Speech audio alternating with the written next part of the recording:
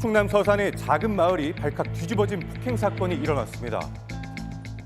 가해 남성은 김밥집 업주였던 피해자에게 뜨거운 물을 붓는 등 무차별적인 폭행을 가했고 병원에 입원한 피해자는 결국 13일 후에 숨지고 말았습니다.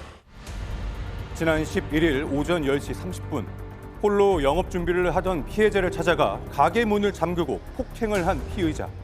피의자가 피해자를 상대로 머리에 물을 부었는데 끓는 물을 부었는데 화상뿐만 아니라 또 얼굴 쪽이나 또 몸 쪽에 심한 화상 및 그 골절 이런 게 이제 확인이 돼서 피해자는 2도 화상을 입었고 폭행으로 인해 갈비뼈와 안면부가 골절, 뇌출혈 등을 진단받았는데요.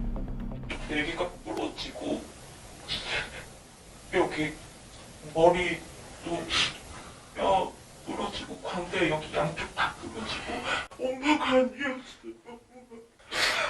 엄마 얼굴이 없어. 50대 남성은 도대체 왜 60대 김밥집 주인 여성을 폭행했던 걸까요? 이 한 달 정도 일을 했었다. 어떤 임금 문제나 어떤 자기 물건을 비치해가지고 사용했다는 어떤 그런 보상을 받지 못했다고 해가지고 화가 나서 이제 법행을 자행했다고 진술을 했었습니다. 피의자는 경찰 조사에서 자신이 김밥집 종업원이라 말하며 한 달치 월급을 받지 못해 홧김에 폭행을 했다고 진술했는데요. 그러나 주변 상인들의 말은 달랐습니다. 그분이 두 번째 주인이에요. 그 언니가 인수인계를 받았지. 그분한테 돈을 주고. 8년 전 피해자에게 가게를 넘긴 피의자. 그러던 중 지난 8월 갑자기 다시 찾아왔다고 하는데요. 자산서 따라가면서 막 이러더라고. 왜 그래? 뭔 일 있어? 내가 이렇게 또 와서 다 죽인다고, 애들도 죽인다고, 날짜도 죽인다고 이렇게 했다는 거예요, 나한테. 가게를 넘긴 뒤 왕래가 없던 피의자가 찾아왔고 지난달 피해자는 지인에게 피의자가 협박을 하고 있다고 했습니다. 엄마 핸드폰으로 전화가 와서 받았더니 어머니가 많이 다치셨다고 또 남성분한테 폭행을 당하시고 화상을 입으셨다고 해서 그때 딱 남성분이라고 했을 때 지금 그 가해자분이 떠올랐었어요. 한 번 만난 적이 있었어요. 그게 한 9년 전이에요. 직원을 고용한 적도 없는데 그런데 그 사람이 어떻게 직원이 되고. 자, 어머니는 이 남성에게 일을 배우던 직원이었다고 하는데요. 이후 2017년 피해자가 가게를 인수하면서 김밥집을 운영하게 됐습니다. 엄마가 딱 정확히 9월 1일 날 상의할 게 있다면서 서울로 오셨었어요. 샘플을 가지고 올라오셨는데 이게 서산에서 팔릴 거라고 생각해? 제가 얘기를 했죠. 그때부터 엄마가 좀 어렵게 말을 꺼내시더라고요. 자, 피의자는 피해자에게 신메뉴로 바꿀 것을 강요했는데요. 게다가 또 기간 내 가게 매매가 되지 않으면 자신이 가게를 인수하겠다 하며 가게 보수와 집기류 구매를 요구하는 합의서까지 제시를 합니다. 사기예요, 사기. 이렇게까지 표현하면서 이제 돈 없다고 하세요. 가서 말씀 잘 나누세요. 이렇게 얘기를 했고 알았어, 가서 잘 정리할게 하고서 9월 2일 날 갔고.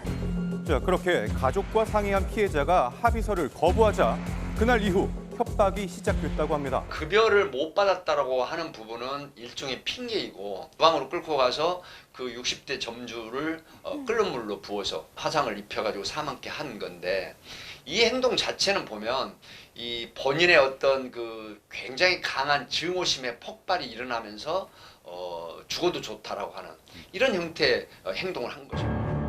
이후 피의자는 가게를 찾아와 욕설과 협박을 했고 경찰이 출동한 적도 있다고 하는데요. 평상시에 이 협박을 했다고 하는 부분은 아마 조금씩 그 에스컬레이터 하는 그런 심리가 상승을 해서 결국은 이제 가게를 돌려주지 못한다고 하는 것 때문에 강력한 폭발이 일어나서 이런 끔찍한 범행을 했다 이렇게 볼 수가 있죠.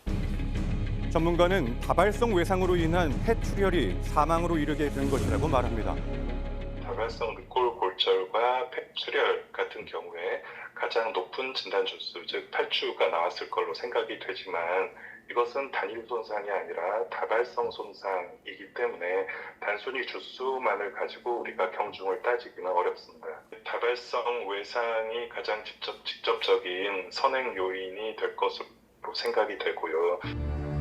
결국 병원 치료 13일 만에 숨지고 만 어머니.